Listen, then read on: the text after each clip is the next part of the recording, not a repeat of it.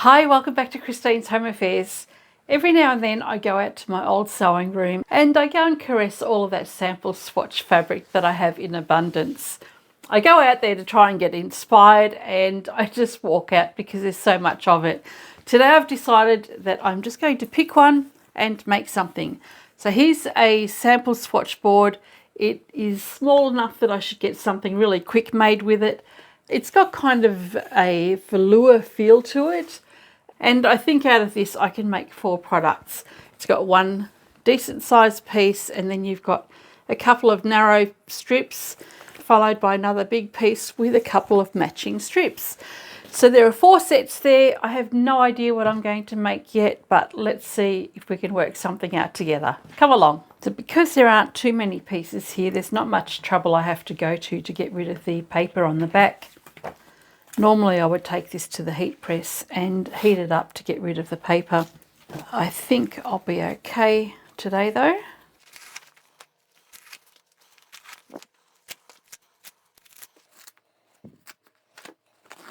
Well, I have to say, after removing the paper and everything from the back of these swatches, this is actually the front.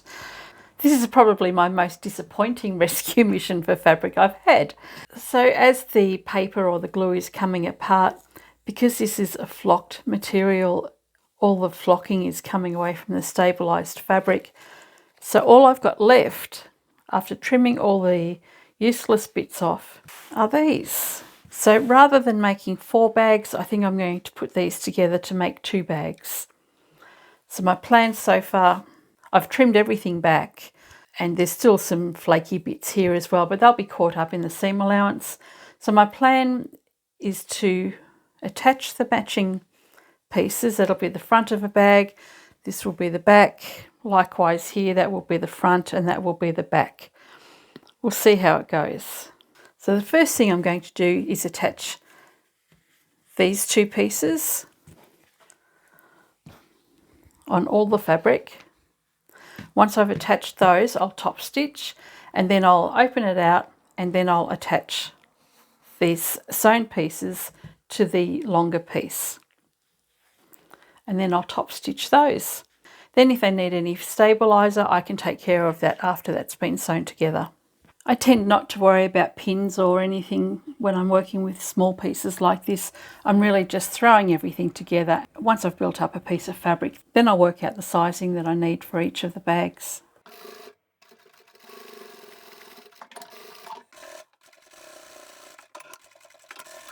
I've decided not to top stitch just yet, so I've sewn these 2 pieces together, and because there's a fair bit of bulk here because of that fabric being so thick, all I'm doing is pressing my seams open and I'll grab the piece of fabric that I want to attach it to and place that directly over the top and I'll sew that in place. As I mentioned, I don't really know what I'm doing at the moment. I'm just making things up as I go along.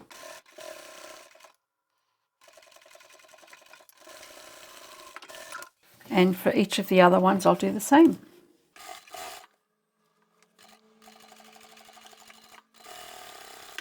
Okay, I've got the 3 pieces put together now and I'll do the top stitching at this point. So these 2 that I've put together first, I've pressed the seams open, and this longer piece I'm going to have my seams going over to the longer side.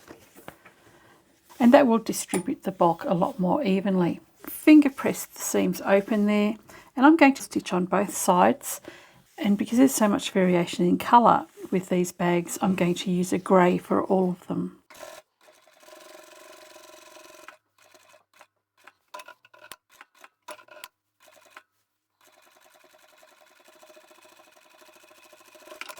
And this long piece, I'm just going to top stitch the one side to make sure that that seam sits underneath.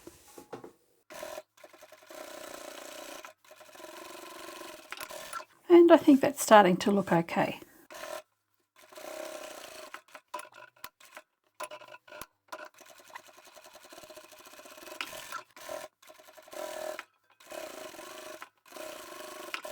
Alright, these fabric pieces are all I've managed to salvage out of that swatch sample. But I think I can do something with that. I can still make 4 bags initially I thought I would just put the two pieces together and make two bags. I went out to my other room and found a piece of fabric that has a similar texture to what's on here. It may very well have been what was on the back of the swatch samples to begin with. So I'm going to use this for the back of my bags, and these will be the front. So I'll still get 4 bags. Before I square these up, I'm going to fuse some Palin or stabilizer to the back of these, and I keep all my scrap pieces. So what I'll do is just lay that out, and over the area that I plan to square up, I'll fuse that fleece to the back of it and use up what I can of these pieces. I'll go and put the Palin or Parlan to the back of these fabrics, and then we can square everything up. Alright, I've fused some fleece to the back of these pieces, and they just make everything sit a lot nicer now that the seams are all covered and everything's been pressed nice and flat. Now what I need to do is square it up and get as much usable fabric out of it as I can. I'm going to use the straight edge of this fabric here as my guide to cut my first straight edge. And whilst I'm at it, I'm also going to grab some lining. So I've got 2 layers here, and I'll cut out the lining and this piece at the same time. Now that I have a good straight line along here, I can use that and this line in the centre to square up this side.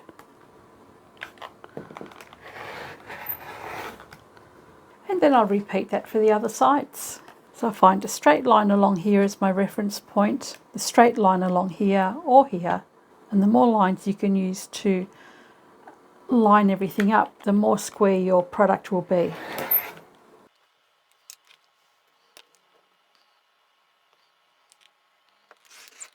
Okay, so that's the finished size of one of my pieces of fabric. I've got the lining ready, and then all I need to do is cut out some fabric for the backing, and I'll also fuse some fleece to the back of that. Because I'm not working with any particular measurements, the easiest thing to do from here is just line up the lining and cut out my next piece of fabric. So I'm basically just tracing the outline of my lining fabric to get the size I need for the back of the bag.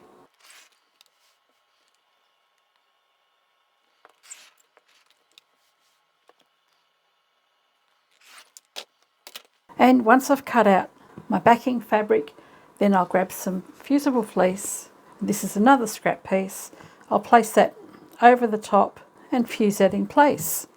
And it doesn't matter that there's a little bit hanging over, that'll be hidden away in the seam allowance. So then I will repeat that process for the other 3 pieces.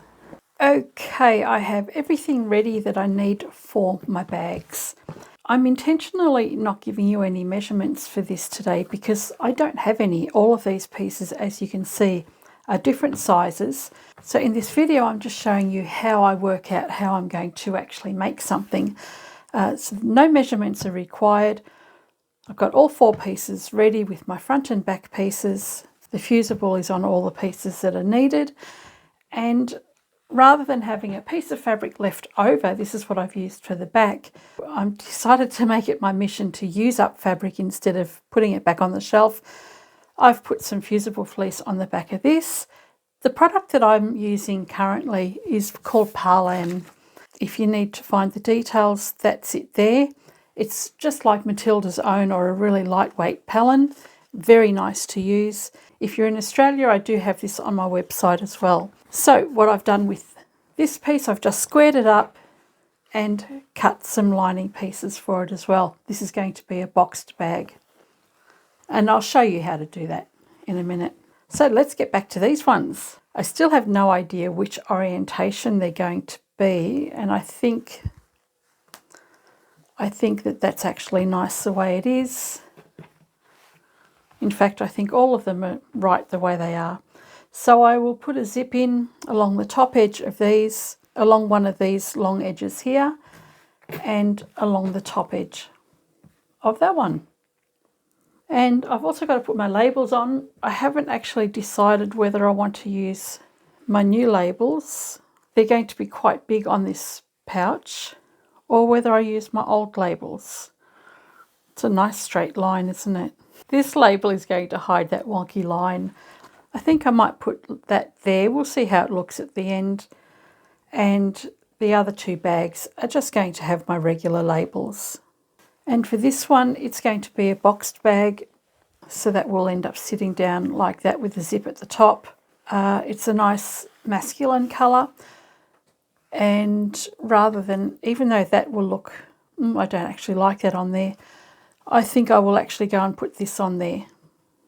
I've had plenty of men buy these products and they don't have any problems with these advertising labels on the bags. So that's what I'm going to do. I'll go and sew all my labels on first, then we'll put the zips in. Okay, I have made markings on the back of each of my pieces so that I know where I'm going to put my zips.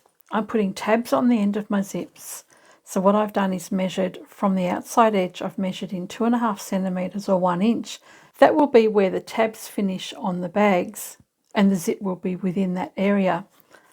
That means my zips need to be cut longer than the area where my tabs finish, so the tabs can actually wrap over the end of the zip. And that's my seam allowance. So you can see the zip doesn't extend as far as the seam allowance, but the tabs will. For my tabs, I like to have about 6 or 7 centimetres, which is about 2.5 to 3 inches. I'll place my zip in the centre of that fabric, and then I'll sew straight down here. When I've finished, that will open out and have my zips enclosed. You've all seen me work this out before, so I'm going to enclose all my zip ends except for the one that I'm going to use for the boxed bag. The boxed bag doesn't need to have zipper tabs on it.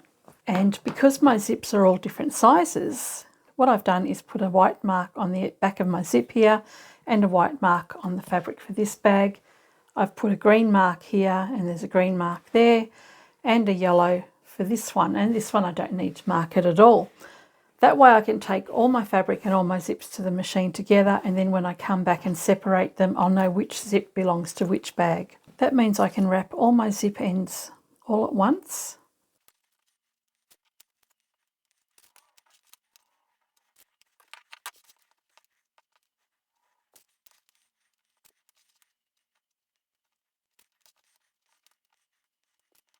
So I've wrapped all my zips. I'll take that to the machine and sew them all up. Okay, so the zip ends have all been stitched in place. They're completely secure, and when you open out the fabric like this, you've got neatly covered zipper ends and the zips are neatly enclosed. And then you can just separate them all.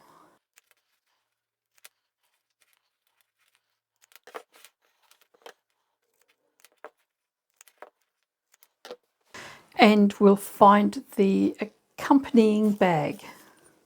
White, got green over here, yellow, and that one there. So now these are ready to be attached to our bags. So all you need to do is push the fabric away from the zip. Doesn't even matter that it's not straight because these will be trimmed back shortly. So I've got the front of my bag, and all I need to do is line the zip up along the top edge here. So what you can do is, where the zipper tabs meet, is fold the zip in half, and you can make a mark or a nick to line up the centre of your fabric along here, which is right here. I usually just eyeball it, so I'll place the zip face down onto the fabric, line it up, and then you can pin or clip it together. I love my double-sided tape, so that's what we're using today. And I have found the perfect double-sided tape that doesn't gum up your needles, that works really well, doesn't remove skin off your fingers. By the time this video is up, you should have that information. I'll pop a link down below.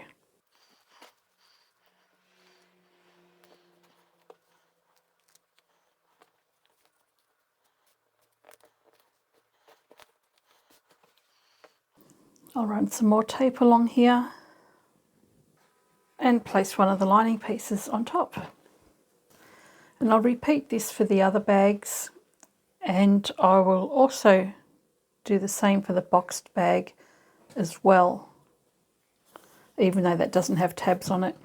So there's our outer and lining secured together. I'll keep those together, and then I'll grab the next one, For now, I'll just show you what we're doing with a boxed bag. Just run some tape along the top here, and the zip I'm using is around about the same size as the fabric. So this doesn't have tabs on the end and it doesn't need them. Some more tape and my lining. And for box bags, I'll usually separate my zips and put my zipper pull on later, and that way I can do both ends of the zips. But because I'm doing individual sides, I might as well just stick with that. I've got everything ready to go to the machine now. We'll sew down the long edge of the zip, then we'll open out the fabric and do the top stitching straight after. When I sew these zips in place, nobody's ever going to see the thread colour that you use here, so it's a really good time to use up any old threads, especially your bobbin threads, because we all run out of those, don't we? I usually just grab a whole heap of threads that are unimportant. I'll use those to put the zips on, and then I'll go back to the grey to do the top stitching, because that's what I've used for the rest of the bags. Just move your zipper pull out of the way when you get to it. That helps you keep nice and straight.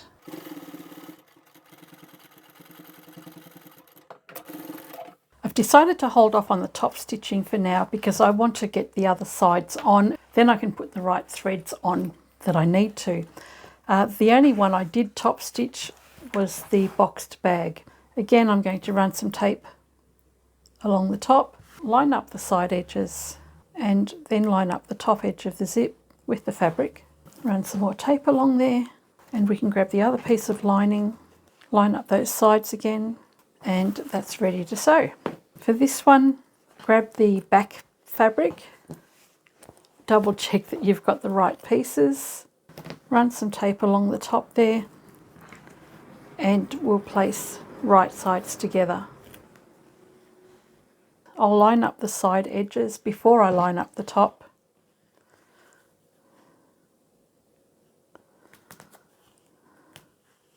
And then the other piece of lining. And I'll repeat this for the other bags that I'm making as well. And once they're all done, I can take these to the machine, sew the zips in, and then we'll do the top stitching for all of the bags.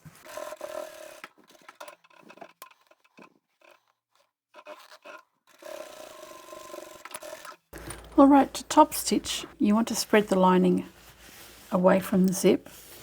So press that really well so that it sits nice and flat. Flip the fabric over, and this fabric's got quite a lot of bulk in it when we fold it over, as well as the fusible that we're using. Rather than doing a top stitch very close to the side edge, we're going to come in a little bit more. So it's going to be between about 1/8 and 1/4 of an inch where I actually stitch. That will help the layers sit nice and flat. And when we start top stitching, we're starting from the edge of the tab and the zip right here, and when we finish, we'll be finishing in the same place at the other end. We're not going to sew all the way to the end here.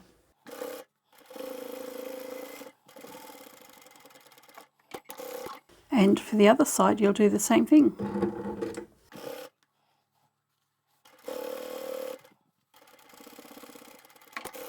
Alright, the top stitching's done, and this is the boxed bag that we're going to be doing. I'll set that aside for just a moment. At this stage, you want to make sure your zips are open at least most of the way, and you'll thank me for that later. Since I've made no plans whatsoever with these bags, I haven't even thought about what I'm going to do on the corners. So how about we curve this one because it's a nice decent size, and we'll do box corners on the others, and on the boxed bag of course we're going to do boxes. So this is the larger one, and all I'm going to do is use a curve, and I'll use the same size curve for each of the corners.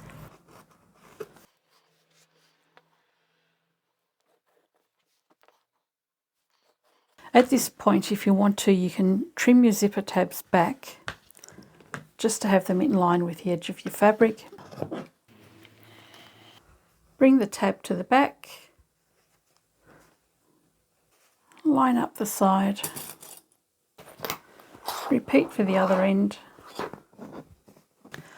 I can take this to the machine, sew from here around where the curve is. Instead of cutting the fabric out, I'm going to treat that curve as the raw edge of my fabric. So I'll be running along here and then use that curved edge as my guide. So my stitching line will be in here somewhere, and then continue on around, double stitch over your zipper ends and come back up the other side.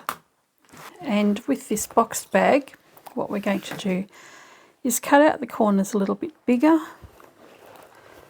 So be careful not to undo your zip on the side. Turn it inside out. Before I cut anything, I'm going to quickly sew up the bottom edge here of the lining. So I'll just sew from the outside in and leave an opening of about 3 or 4 fingers. So I've sewn up the bottom edge of my lining, left an opening here, and finger pressed the seams open. Take the outer fabric, centre the zip along the edge here, and then find the bottom of your bag. And we can mark that with a pin or a clip or a pen. Okay, so that's the centre of our bag at the bottom. And we've got the centre of our lining. We want to line up our lining with the centre of our zip and the bottom edge of your outer fabric. So we'll line up all those layers, smooth out your fabric, and just make sure that's even on both sides. And then we're going to mark some corners. This time round I'm going to make it 1.5 inches because this is going to give me a nice big boxed bag. So from the folded edge I'll do 1.5 inches because the folded edge is the same as your stitching line. But on the raw edge here we need to allow for our seam allowance. So if I mark in a seam allowance just so that you can see what we have, we need to take our measurement from here for the other side of the boxed bag, boxed corner.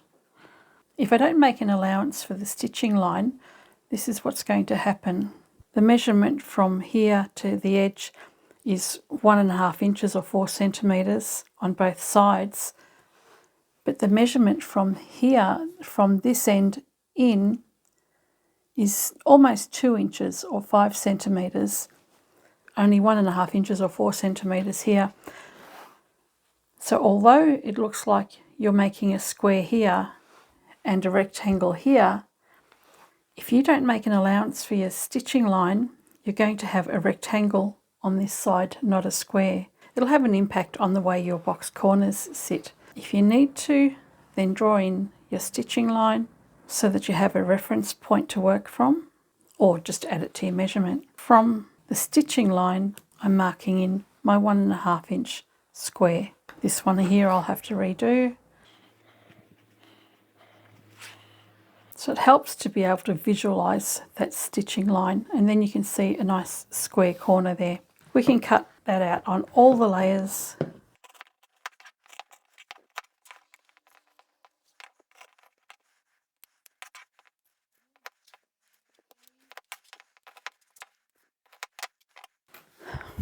Okay, so I've cut out all my corners. I need to sew up my side seams. From the raw edge here, I'll stitch from here as far as I can go to just under the zip there, and I'll do the same on this side. Then on the outer fabric I'll do the same. I'll sew from here as far as I can go to the centre, and from here into the centre. Once I've done those layers separately, then I will sew all the layers together from the edge of the zipper tape to the other edge of the tape here. So there'd be about this much here where it's sewn together through all of the layers, and then the rest will be separated so that we can box our corners, and do the same for the other side. Once that's done, then you can actually box your corners the same way you've done here. So this is the one that's going to have the box corners, and I'll sew up those side seams first. and sew as far as I can, and I'll move that lining layer out of the way and sew from the centre out to the end, starting as close as I can to the zip. Do the same thing for the lining. I'll flip that over.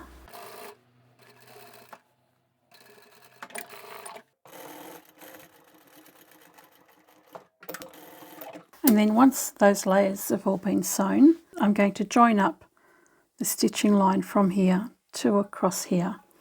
And it doesn't matter if you go a little bit further. As I go over the zip, I like to triple stitch that.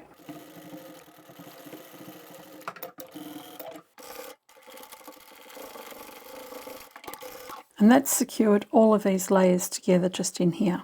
And we'll do the same at the other end.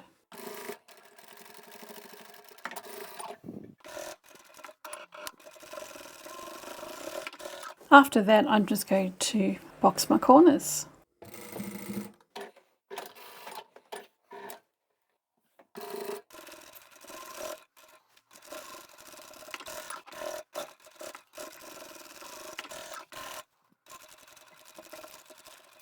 And after that one, I'll do the other bags. Okay, this is the one with the curved edge at the bottom here. So I'm starting at the lining and leaving an opening in the centre. I'll do a back stitch here. And I'm using the edge of my presser foot as my guide along the edge of the fabric and then along the edge of the curved line I've drawn.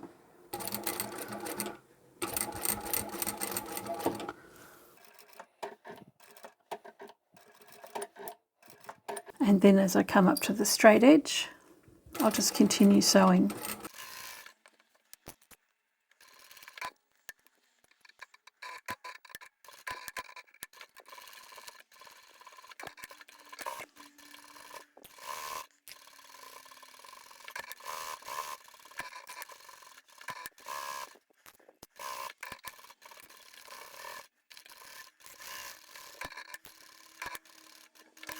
And these are the ones with the little boxed corners. So this is a side seam. I'll back stitch at the beginning, sew all the way to the other end.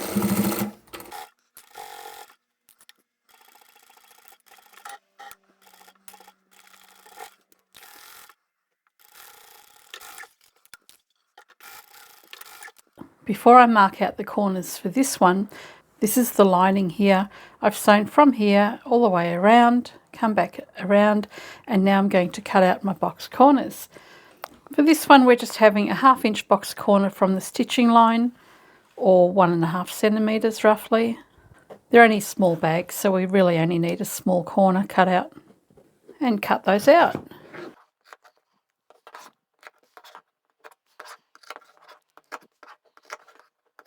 And then I'll pinch the edges together and take that to the machine and sew across there on all of the corners.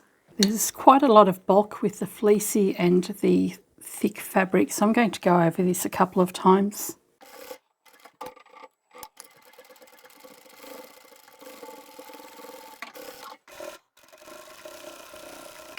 And just the once over the lining.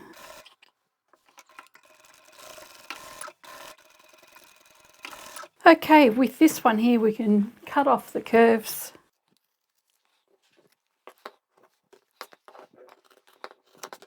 And if you have pinking shears or a pinking blade, you can cut really close to the curve as well. They're blunt. I have actually ordered some new ones. Hopefully they'll arrive soon. But the pinking blade works really well.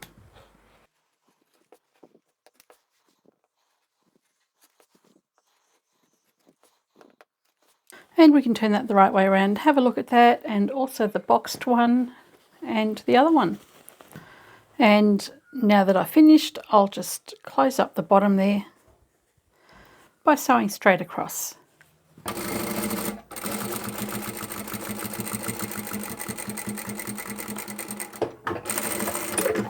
Okay, I've turned all the bags the right way around, and then I've attached some zipper pulls to them, just so people have something to grab hold of when they're opening them. This one here's got the faux leather label on there. I've put my zipper head on the wrong side, but that doesn't matter.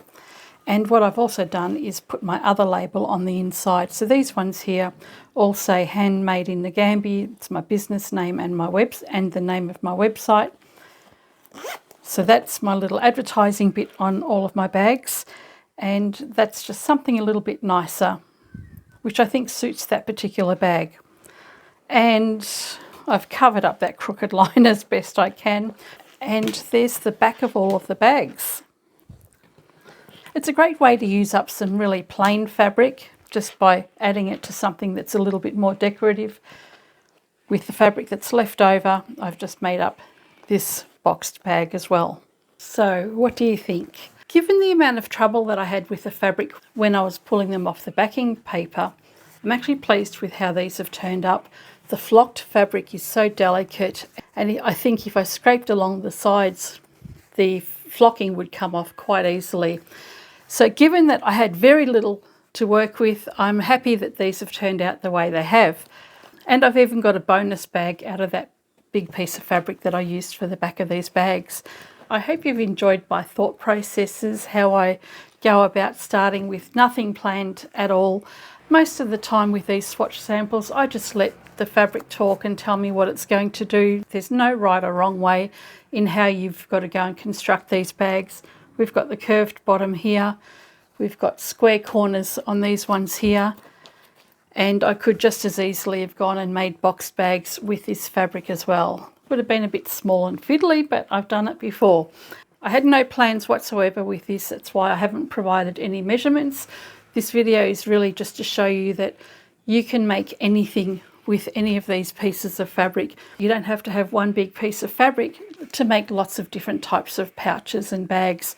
It's exactly the same as your normal patchworking. You start putting fabric together, making something bigger, and you're only limited by your own imagination. I'm going to put these in the shop. I don't know how much for. Maybe you guys can tell me. So I've got this one with a curved edge, the plain boxed bag, and then 3 of these little bags, which are kind of cute as well.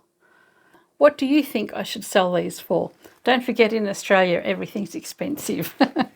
It's going to be a very busy weekend in the shop with Easter.